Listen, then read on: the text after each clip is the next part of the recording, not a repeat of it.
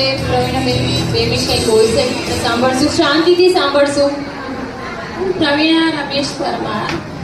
આજે હું વૈશાલીબેન થકી સ્ટેજ ઉપર આવી છું તો મારા મનથી હું ખૂબ જ આભાર માનું છું એમનો ખૂબ ખૂબ. મેં નહોતું વિચાર્યું કે હું અહીંયા સુધી આવીશ. હું 6 ચોપડી ફેલ છું, મને કાંઈ ઇંગ્લિશ નથી આવડતું. હું સારો એવો બિઝનેસ ઘરેથી કરું છું. તમે બી બધી સ્ત્રીઓ ઘરે બેસીને એવું લાગે છે તમને લોકોને કે તમે હાઉસવાઈફ છો, તમે કાંઈ નથી કરી શકતા, પણ એવું નહીં માનતા. હું પણ હાઉસવાઈફ જ હતી તો ઘરેથી સવારે દૂધ લઈને રાત્રે દૂધ ગરમ કરવા સુધીના તમે બધું જ કામ કરો છો. તો એક ભાઈએ મને એમ કીધું કે હું 10 રોટલી કરવાના 1500 રૂપિયા લઉં છું, તો તમે 20 વર્ષના કેટલા થાય એવા ઘરના કેટલા કામ કરો છો?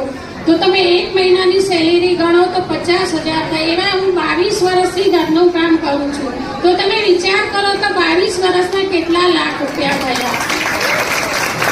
તો તમે એવું વિચાર નહીં કરતા કે હું ખાલી સિર્ફ હાઉસવાઈફ છું. હાઉસવાઈફની હાઉસ વુમન બિઝનેસ છું.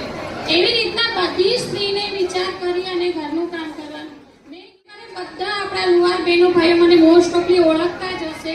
પછી મને મારા પતિ અને મારી 2 ડોટરનો બહુ જ મને સપોર્ટ છે. મને હિસાબ કરતા પણ નથી આવડતું.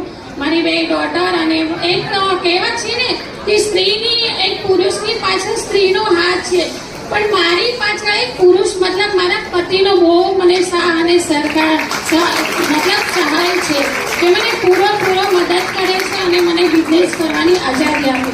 તો હું અત્યારે એક સારો એવો બિઝનેસ કરું છું એટલે મારા મનને હું બહુ પ્રાઉડ માનું છું કે એવું જરૂરી નથી કે હાઉસવાઈફ કાંઈ કરી શકે નહીં, પણ બધું જ કરી શકે છે.